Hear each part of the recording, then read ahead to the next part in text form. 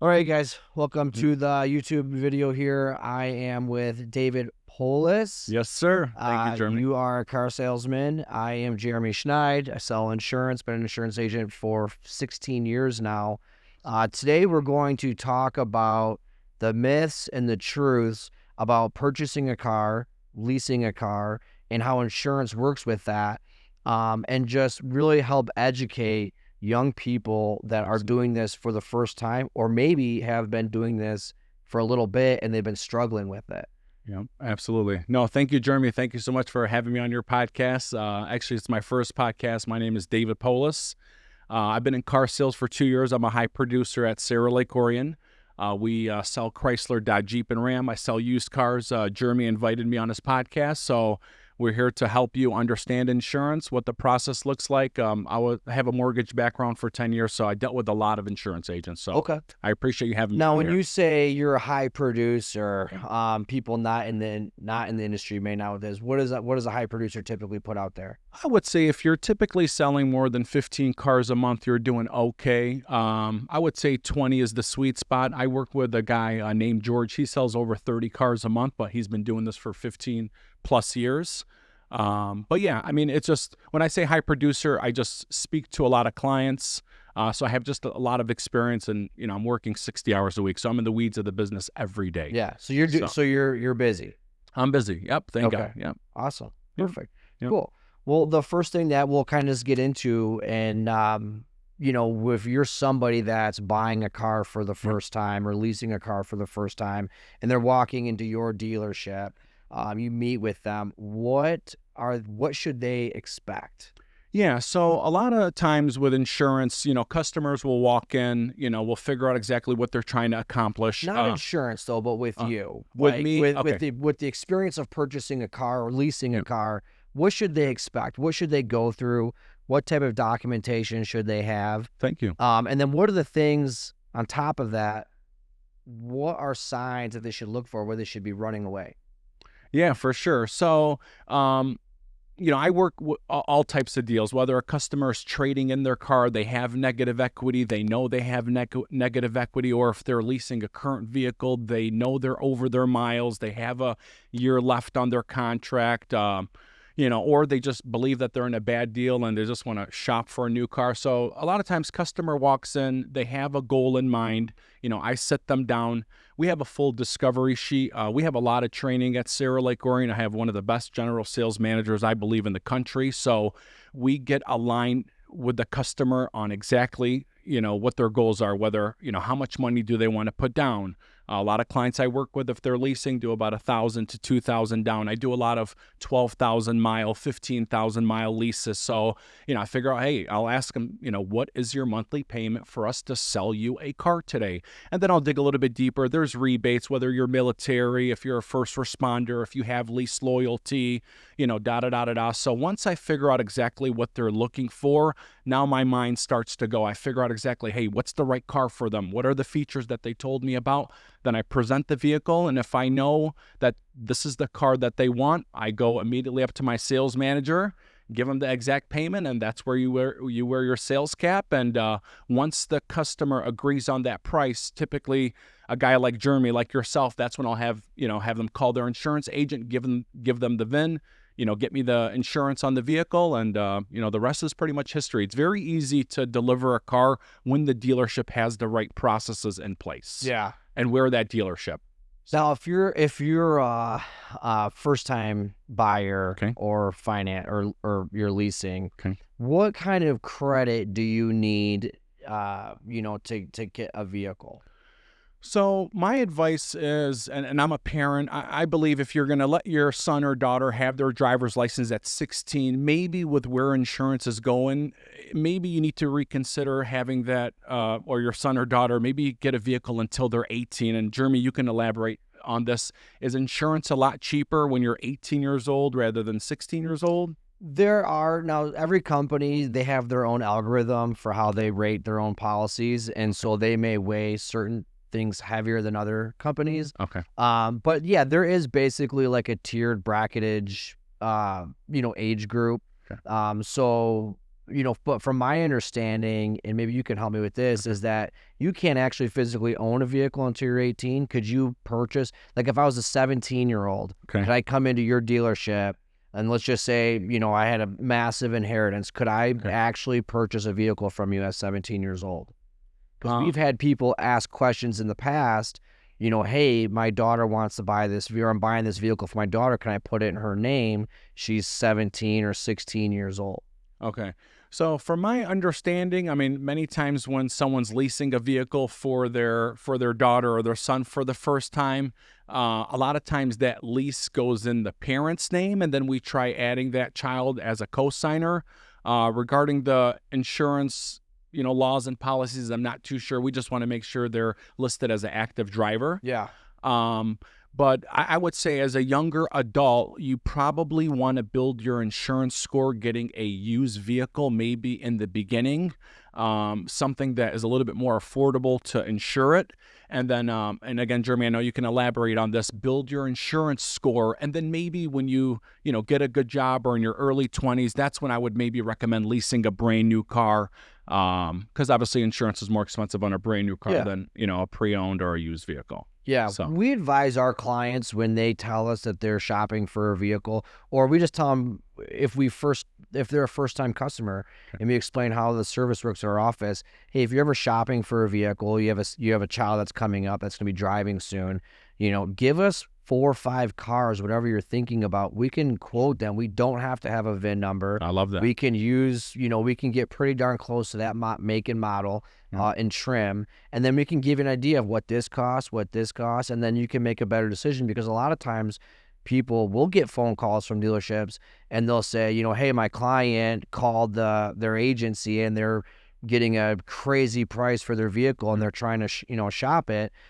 We don't want our customers to have that sticker shock. We want them to know what that insurance is going to cost them before they even go in there, before we even email the proof of insurance to the, of course, to the dealer. So, of course. but yeah, absolutely. If, we see all the time parents buy their kids a 17-year-old, a 2026 Charger. Yeah. And then they're like, why is my insurance so expensive? It's like, well, you gave a 16-year-old the Charger. For sure. Yep. So a lot of obviously it makes a horsepower. lot more sense, especially if it's an older vehicle. You don't have full coverage on it. Yeah. It's just PLPD, which means that it's liability and property damage only.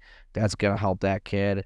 And then eventually as they get older, you spin them off and they have that established insurance score. 100%. Now when it comes to the credit portion of it, if they are being, leased or their parents are financing that car, it's probably important to put them on the back end, right? Of course, yeah. Yep. Auto loans, from my experience with the credit bureaus love great on-time history on auto loans. It's probably the second largest, loan that you're going to have, maybe besides your mortgage. So yeah, auto loans are a big deal. It's good to build up that credibility with the credit bureaus and other, car manufacturers, that you make your payment on time. And, we were all young men at one point, getting a car.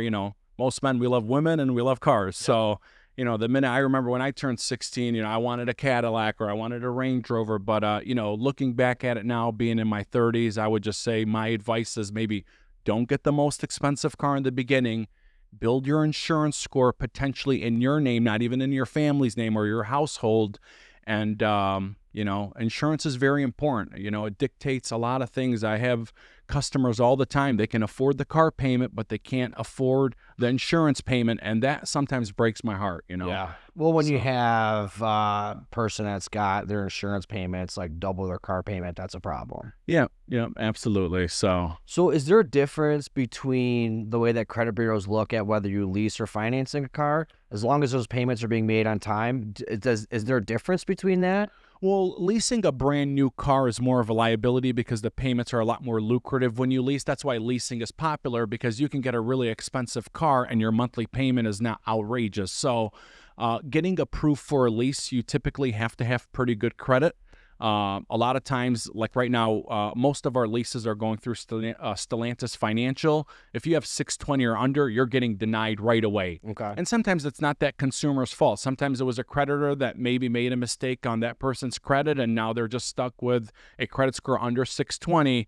You know, that happens every day, and I know I've been there before, so I know that's frustrating. But a used car, you know, people need transportation. There's banks like credit acceptance programs. There's a lot of banks that will lend on a vehicle, you know, even if your score is under 580, if the vehicle has collateral attached to it. So for an example, let's say we're dealing with a 2014 Toyota Camry, and the vehicle has 60,000 miles and it's going for $12,000. Well, if that person's credit score is 560, the bank still might lend the loan on that car because that vehicle is valuable. If the customer stops paying, It's got equity. they can repossess that car and they'll be okay. So sometimes it depends on the car, especially if you have low credit.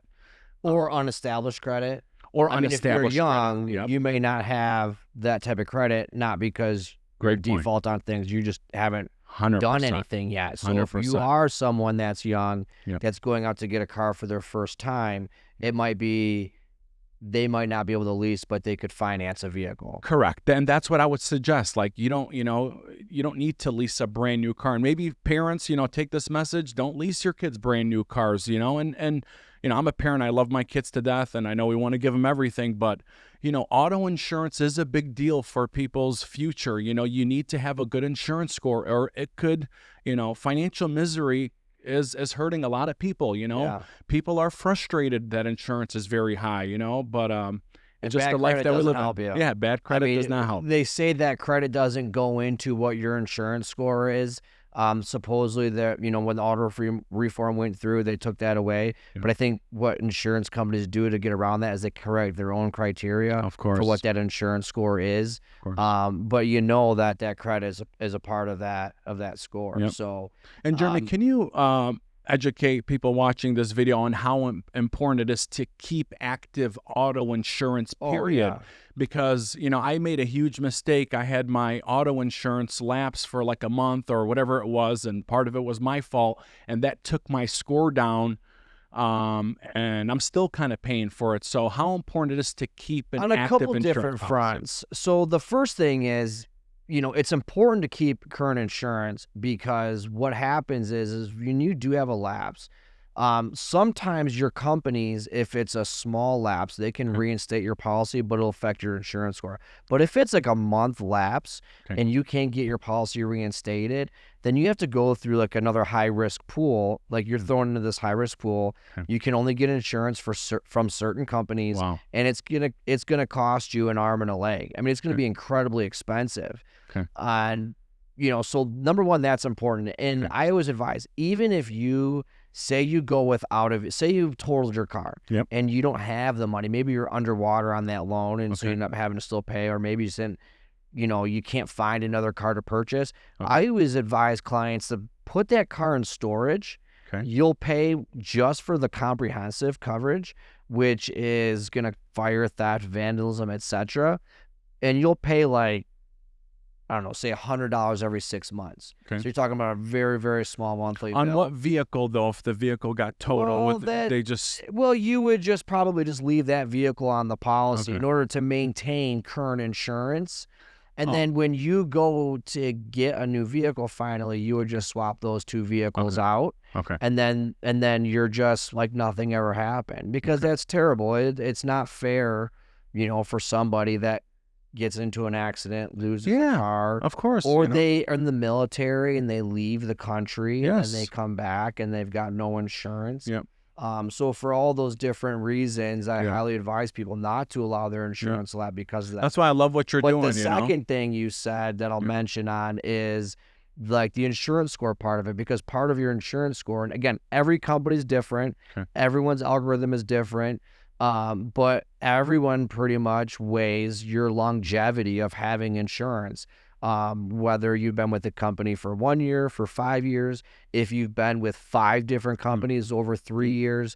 So that is also incredibly important, to not allow your policy to lapse. Of course. And then to not, people say like you should shop your insurance every 6 months. You really shouldn't, because the more insurance companies you have in a shorter period of time, it makes you look like more like you're a high risk, or you don't have that loyalty. And so, but if you have a really good agent, you shouldn't be shopping your insurance anyway. That's right. Call Jeremy, someone that you trust, right? Yes, sir. Unless something crazy happens. But But yeah, that's important that you brought up, and that's why you don't want to do those things. Yeah. I just think for sure we're just living in a time right now in America. You have to have the right relationships with people, and, having a good insurance guy for auto and home is important. Someone that's going to be transparent, tell you the truth, and, has your back. And that's not just an evil, greedy person, Yeah. Talk to me about something you said earlier, rebates and stuff like that. And I'm not here to put you on the spot because my industry does the exact same thing and advertises things in a very misleading way. Yeah. You see these commercials, 0 down, this and that and the other. I love it. There we go. It's $199. I'm about to break down the ad for you. So talk to me a little bit about that. And again, my industry does the same thing. So when somebody sees something like that and they go in and they're like, no, that's not how that works. All right, I'll give you an example. So let's say for the month of August, we're advertising $211 a month for a Jeep Grand Cherokee on the internet, on our website, and let's say through mailers. In the fine print, that $211 doesn't include taxes and fees and taxes on the rebate. So typically, if you see $211 a month, in your mind, I would just add $100 roughly for taxes and taxes on the rebate. So that puts you at $311. Typically, those ads are with $3,000 total due at signing. Okay. That's with 10,000 miles a year. Okay. That's with an employee code or an executive code. All right.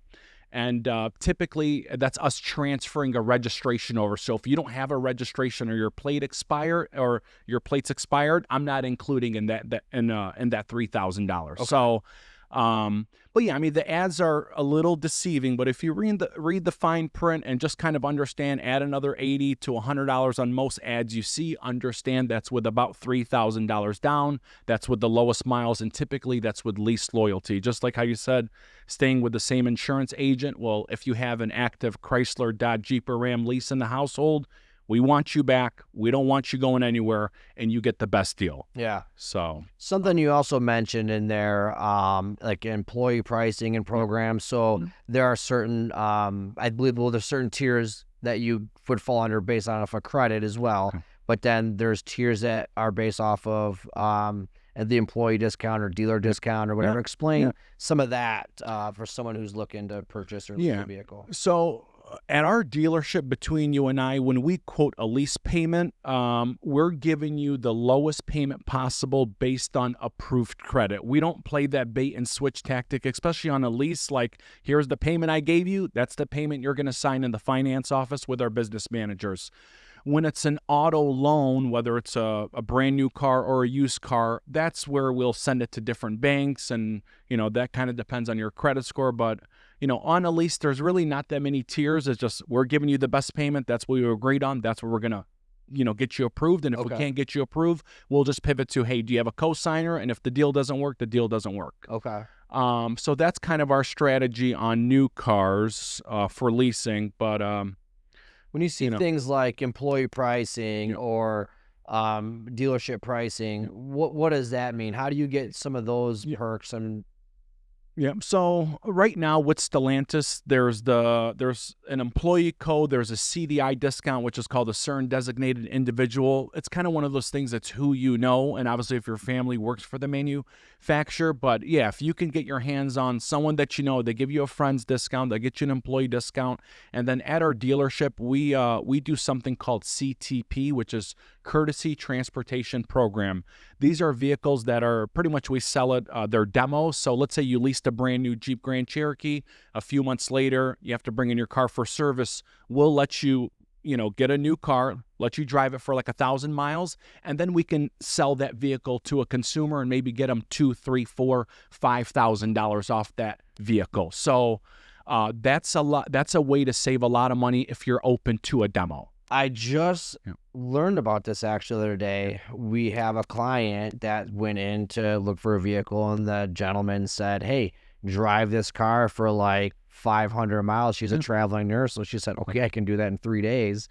And so, it was a demo vehicle. She drove it and then came back, and then she actually, ended up leasing that vehicle. So I'd never known about that before, and I just had that first experience, although it was a little rocky because she did get a windshield chip Oh, in her car, and we were trying to figure out who was going to cover it. Like, who covers the vehicle while they're driving this demo vehicle. yeah. Technically, it's on the customer. Yeah. So we learned that, but that was interesting. Yeah, I would say at the dealership too. Like, dealership has the stigma, oh, they rip you off, and it's, I came from the mortgage industry, but I love selling cars. Like, the last 2 years I go into work, people are in a great mood. They're getting a new car, and but between you and I, it's one of those things where we're all human beings. You come in there with a nice attitude and you're being polite with us and you're smiling, you are going to get a better deal.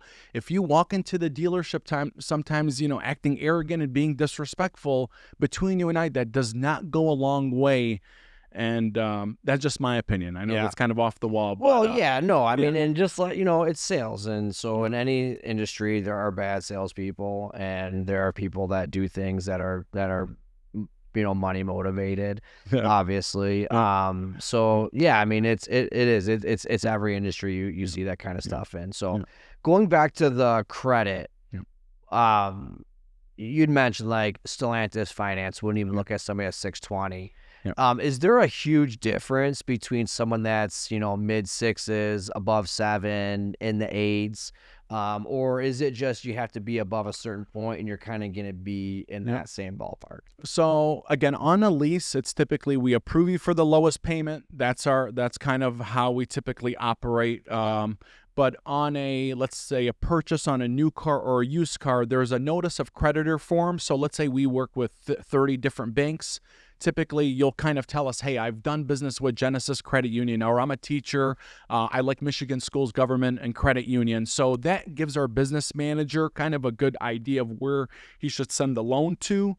I'm not a business manager. I'm not the one that looks at the credit reports and does all the approval. Michael McEachran and our other business managers do that at our dealership. But again, from my experience on leases, if you're above a 620, typically you have a good shot of getting approved if you have good payment history, but it just kind of depends, man. It's been crazy lately, So basically, at the end of the day, if you're someone that's new getting a vehicle, if you have non-established credit, your best thing to do is to finance a used or new car if that's what you really want, a higher payment on a newer vehicle. If you've got established credit, then you have the ability to choose to lease or finance.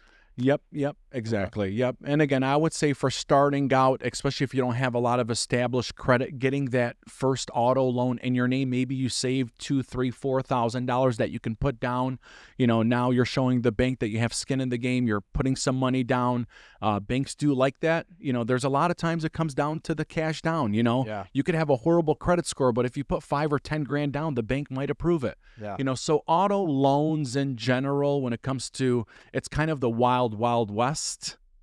But leasing, it's just right now it's pretty strict. You need this credit score, you can get the lease. If not, we pivot to a used car. Yeah. So you mentioned something too that I wanted to bring up, the amount of money that you put down. If you're leasing a vehicle, you probably don't advise someone to put down more than $3,000 or $4,000 down, correct? Right. Yeah, absolutely, Jeremy. Explain that. Yeah, let's say you came to me on August 19th, you put $5,000 down on a lease, and all that $5,000 does is just compresses for you to get a lower payment for those 2 or 3 years. It doesn't make the residual balance for you to buy that car at the end of the lease any lower. So the reason why it's not a good idea is, let's say you put $5,000 down, and God forbid someone steals the car or it gets totaled, you are not getting that money back. I've seen so many widowers, they're older, they're on a budget, their salesman advised them or salesperson advised them to put $5,000 down on a lease to make sure the payment is $200. That person is 80 years old. They come in a couple months later, they passed away.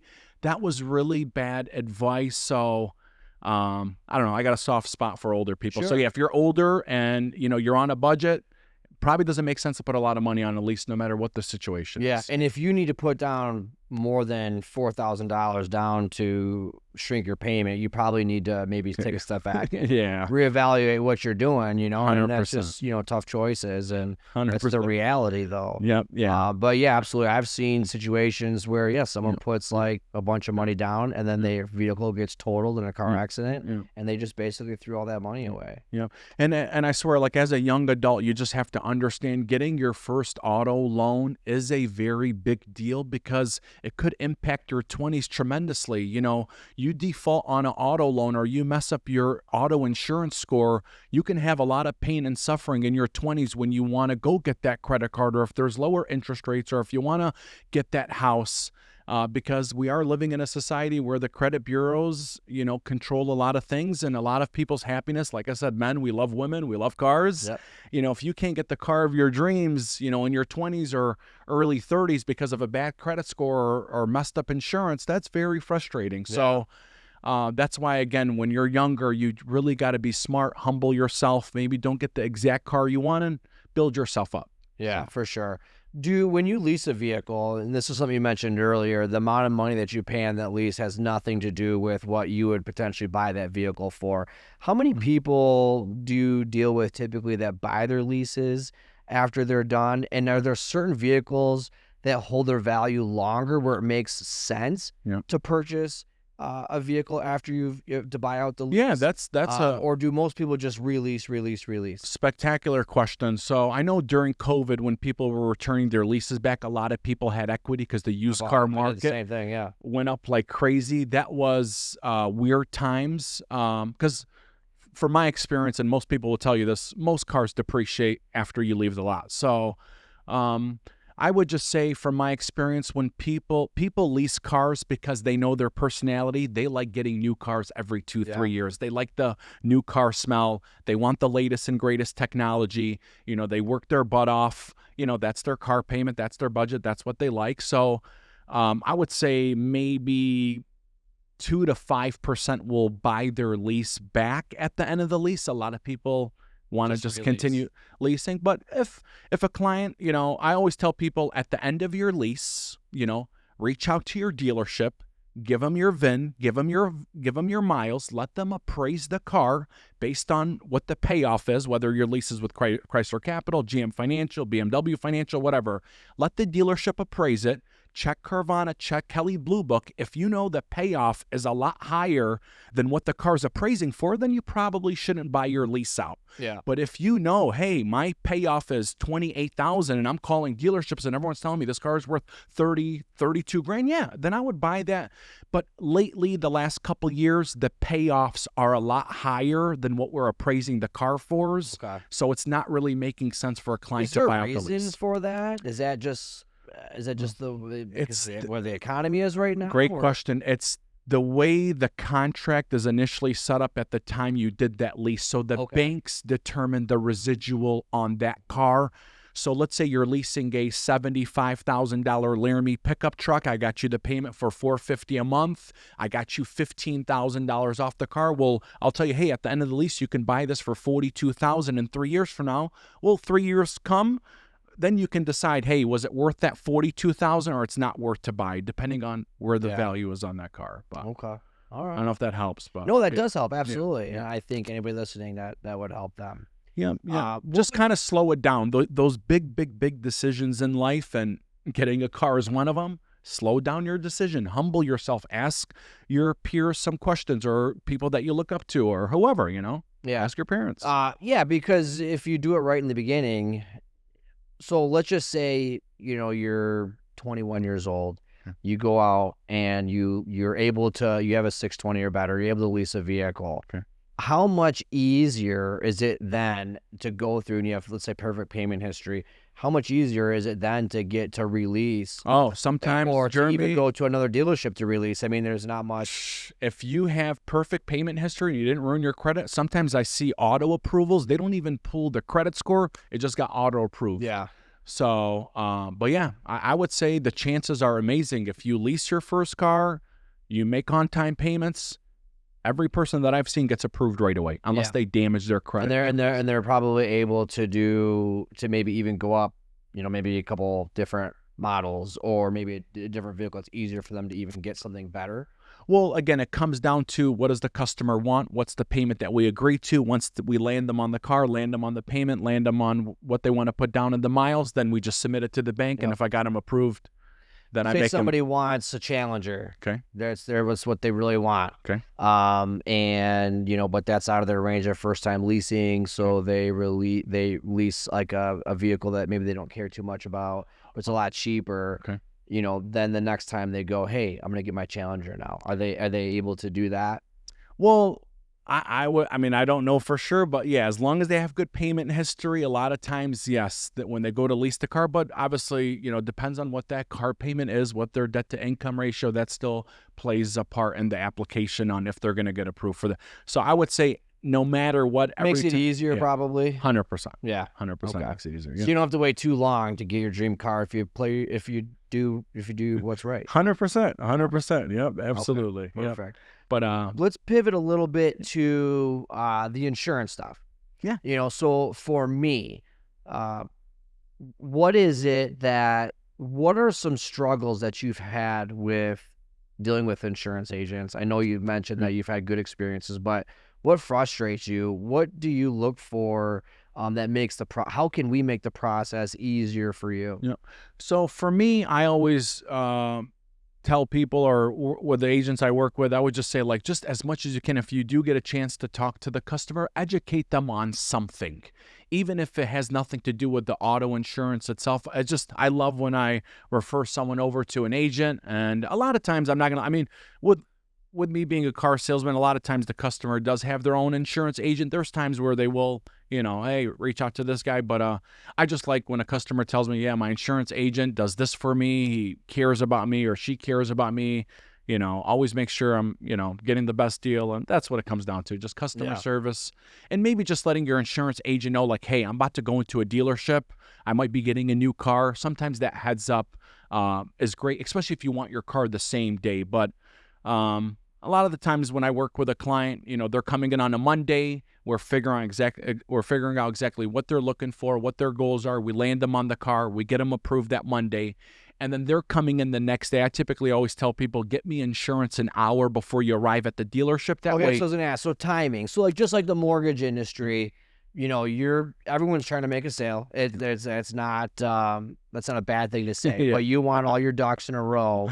You want the paperwork done, so when they come in, that person's also not sitting there for 2 hours, and then you can obviously get to the next person you need help with, or it's waiting on you for something. 100%. So you want those those proofs of insurance quick. Yep. And sometimes, Jeremy, sorry to cut you off, it's the salesperson's fault, because the insurance agent, if you're leasing a car, they need to know the lien holder's name. They need to know the address. It's not just the VIN. So if you're dealing with someone that's new to the car industry, maybe they could have told you way in the beginning of the process to, hey, call your agent, get me insurance. Here's the lien information, here's their address, get me insurance. But for customers getting a new car, if you can get us insurance an hour before you get there, it's going to make your life so much easier. Way faster, yeah. Oh, yeah. And then that goes on our side too, like I've also stated in the beginning. It's good to educate our clients, let them know that when you're going through that process, to give you that heads up so that we can do things at a time. I've had situations where someone's like, hey, I'm looking to get a car. And I always say, well, when are you actually going to buy this car? Yeah. And then they let me know. And it's like, okay, cool. We'll just get the VIN. We'll send it over. We'll pend it.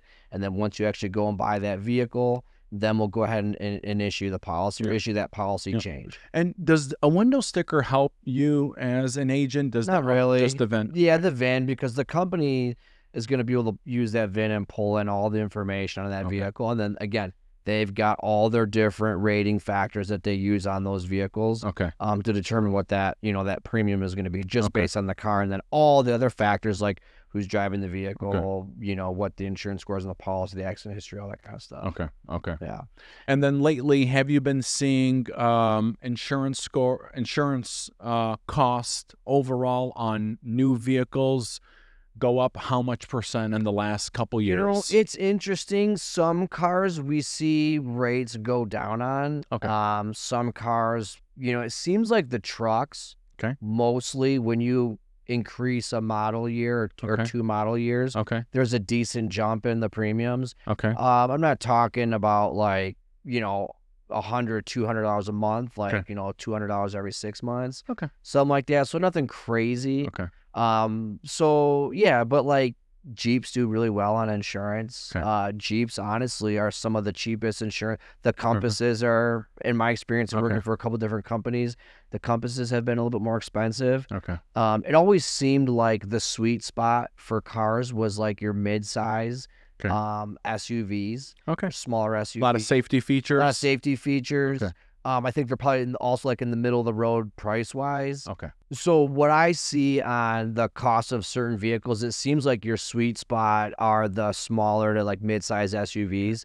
And I think a lot of that is because they're probably priced like in the middle. And then safety features, a lot of times they have all those features. Smaller vehicles, they tend to total out more easily in an event of an accident. So they're falling apart. Makes sense. Airbags go off. Usually cars are totaled out when airbags go off because they're really costly to fix. But it's not just the vehicle itself, it's the opportunity for medical bills and injuries to arise out of those accidents. So you're probably a lot less likely to have significant injuries and like a minor fender bender or just a smaller accident in general in an SUV. Whereas if you're in a Ford Focus and you get into an accident, greater chance that you're going to have injuries and you're going to have medical bills that the insurance company's going to have to pay. So that's why we see smaller vehicles tend to cost a lot more than an SUV. We'll say someone will be like, why is my, Malibu double the price of my, GMC Terrain?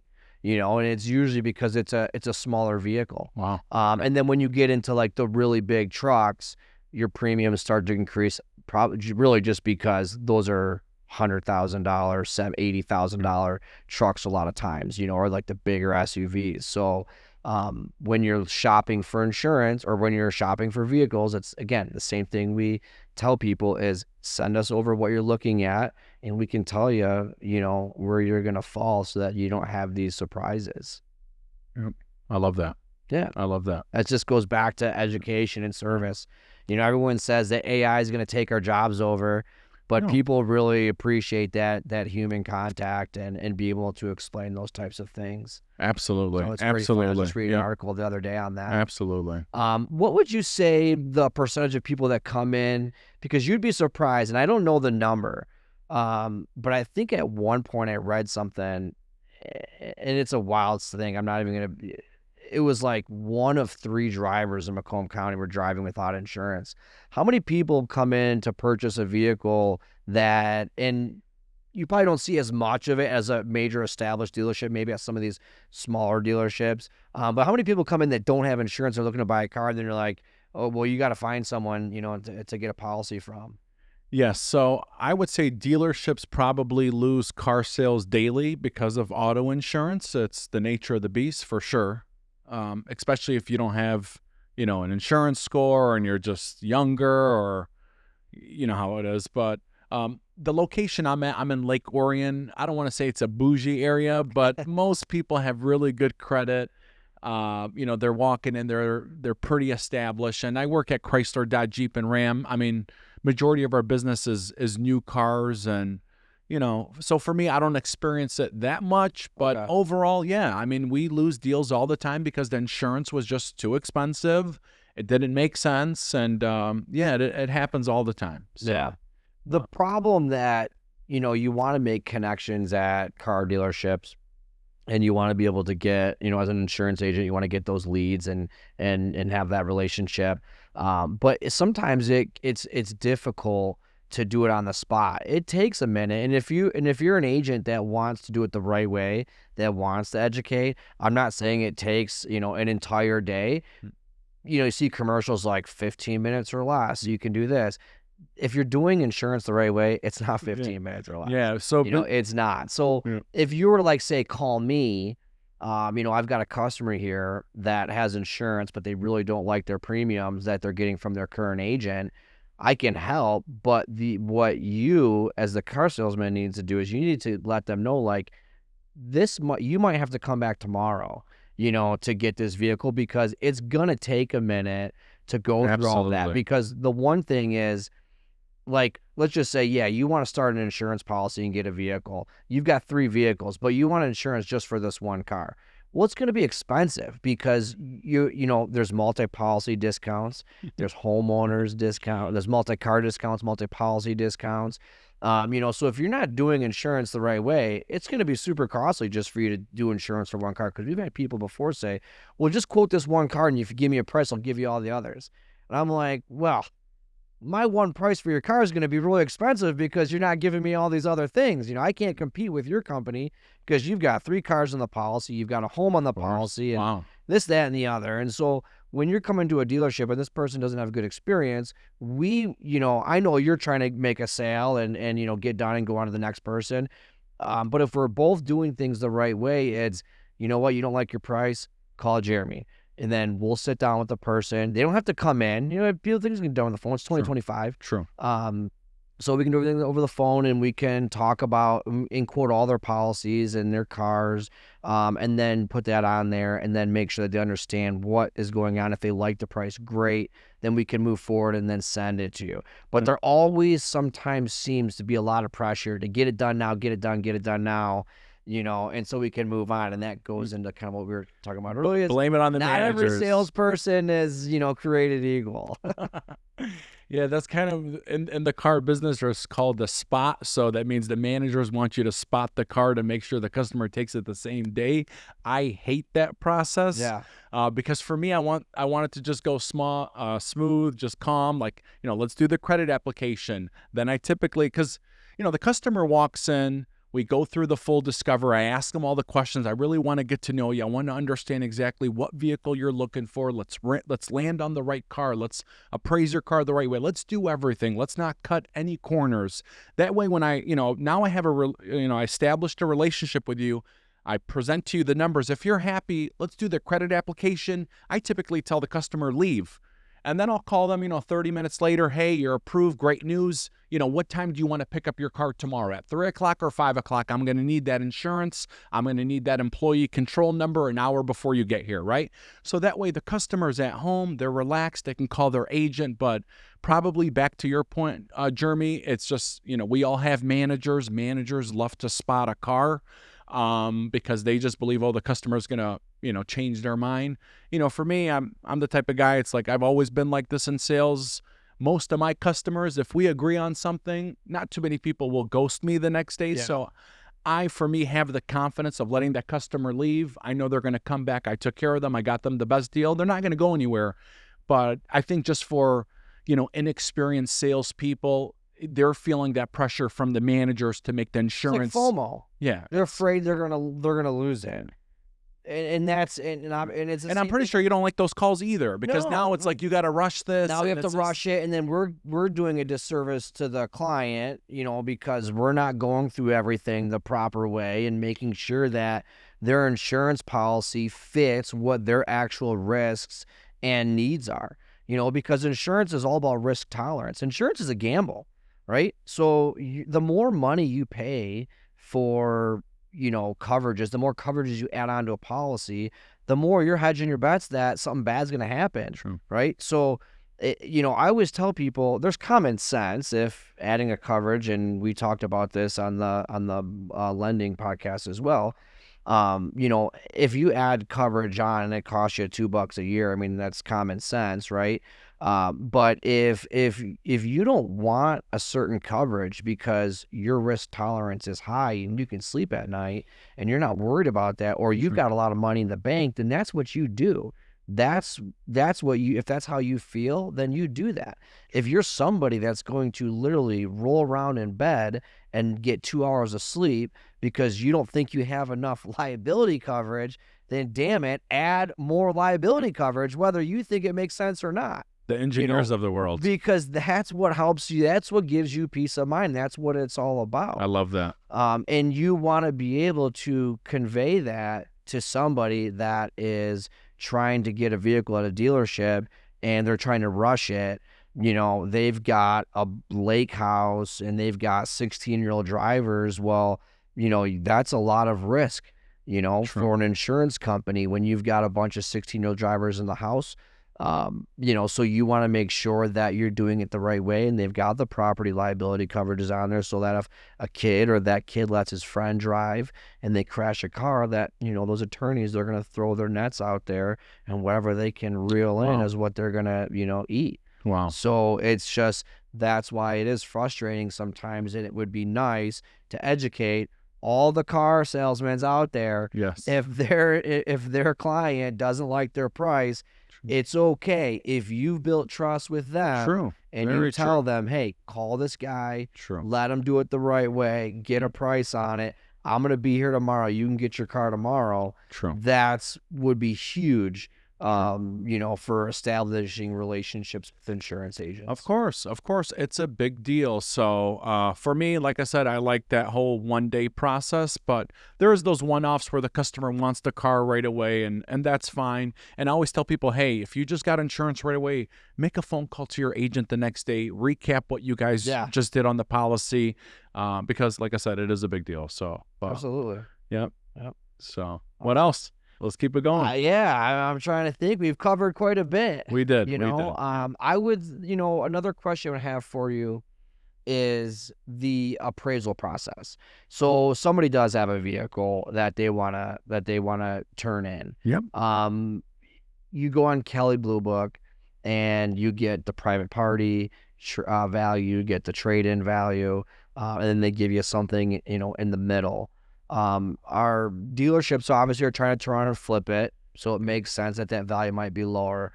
But how much truly lower can a dealership come from selling that car privately? Is it really a big difference if someone's listening to this right now and they've got a used vehicle, they're trying, do I go private party? Do I go to a dealer? Is it really that big of a difference where you're going to miss out on thousands of dollars, or are we talking hundreds of dollars? Yeah, that's a great question. And it's a loaded question. And I would just say, for me, with the clients that I work with, before they physically get to the dealership, I'll ask them for the registration and the miles. That way, when I get the registration, I can find out if there's a lien on it. So I'll get the payoff, I'll get the vehicle appraised, and then I can kind of do that before they even get there.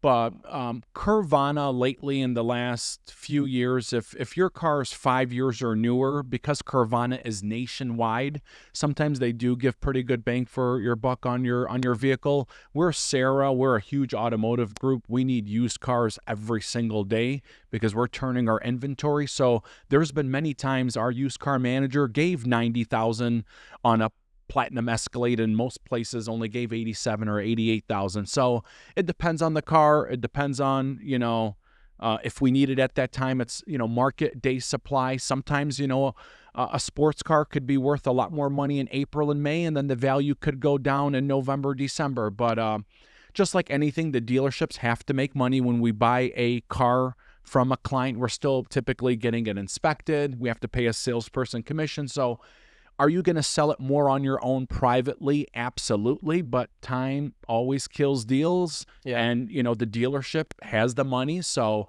and typically when you trade in a car, if you're buying a new car, that's when we'll go above and beyond on the new car. So maybe you didn't get the exact appraisal you wanted, but if I'm helping you on the front end on your new car, it kind of all evens out. You can take that equity. Well, if you have a loan, you have equity, or if that car's paid off, you can take that money and just dump it right into the new vehicle, and you're paying less taxes too. Yeah, a little less taxes. Less taxes. When you trade in a vehicle, your sales price goes down. You could save, I think, up to like $700 in the state of Michigan. Okay. With sales tax when you trade in a car. Okay. Now, is there like a specific program and formula that dealerships use? So, if I were to go to your dealership and have my vehicle appraised, and then go to another Sarah dealership and have that vehicle appraised, is that based off of just who's the person that's appraising it and their specific opinion, or is it like a program that the dealerships use and you're going to get the same at every dealership? Yeah, there's softwares, and most dealerships use that same software. One of them is like vAuto. That's how you kind of push the appraisals through, and but yeah, it's pretty much all the same. Okay. Yeah. So you're not going to find one. People say the same things all the time too, like, they'll have AAA and they'll call me and they'll say, hey, can you, beat this price, or we'll talk to whoever. And they say, well, I got a quote for this and our quote's this. And it's like, if you're writing the policies the right way and you're quoting the coverages the same, then the prices should be exactly the same. So there's no difference from one agency to the other. If we have different prices because I have higher coverages or I have lower coverage than what you're being quoted over there. So it's the same here too. But that's a very common question I get all the time. Hey, can you beat this? No, because it's the same company unless you want less coverages, you know. True. So which we don't like to do. And as a consumer, we typically call this like first pencil. I mean, you have to kind of, negotiate too, in a sense where, I mean, we don't want to take your head off and rip you off. No, I mean, we are in business, and dealerships have a lot of overhead. I think right now, I mean, we have millions and millions of dollars in inventory, and we have to pay interest on these cars. But, again, I would say for a consumer, yes, maybe selling it privately could be your best bet. But right now, I will tell you, there's been many times we do give top dollar and we want your used car. Okay. But it's just one of those things. Yeah. Any dirty little secrets that someone should know? A dirty little secret, I would say, is besides just being nice when you get to the dealership and just being respectful, sometimes that does go a long way. But the dirty secret would be, if you are getting a demo vehicle, I would probably say before you sign the contract, inspect it, make sure you're happy with the vehicle, because if you are leasing your dream car and you decided to get a demo because you're saving $80 a month, but if the interior had a huge scuff on the steering wheel that would bother you every single day looking, so I would just say slow it down, pick the right car. And some people just test drive the car. If you're going to be driving a lot, I mean, just spend but people are lazy nowadays. They don't even want to test drive the car. They just want to come and sign for it. Yeah. And that's fine, but test drive your car. And that's not really a dirty secret, but. All right, be honest. Yeah. How many vehicles have you taken and really rammed up the RPMs on them on the freeways, huh? Look at my insurance score. My driving record's great. Yep. I'm a little chicken when it comes to driving fast. I got into a big accident when I was younger. I hydroplanked on the highway, and ever since then, I'm not that guy. Wow. I don't even know how to drive a stick shift. But No. I learned once. It was okay. Yeah. I would rather just have an automatic. Yeah, for sure. Let's have some fun. What's your favorite vehicle? If you could buy any vehicle right now, what would it be? And your sales manager's not listening. If it's our brand, I love those Ram RHOs or the Ram TRX. There's this Ram RHO is gorgeous. But I really love a Jeep Grand Cherokee Summit. I mean, for me, it's like one step under a Range Rover. I just like the brand Jeep. But what's my dream car? A Porsche 911 Turbo. Yeah. Okay. Yeah. But I'm wearing a Citizen's watch. I'm over the finer things in life. To me, it's all, I don't want to use the word meaningless, but I would rather just just have my time and live a good, simple, peaceful life. And the fancy stuff, even though I'm wearing a suit today, I'll rather be in sweatpants and a t-shirt. So I'm repping my Sergey Fedorov amazing jersey, dude. Just found out I was getting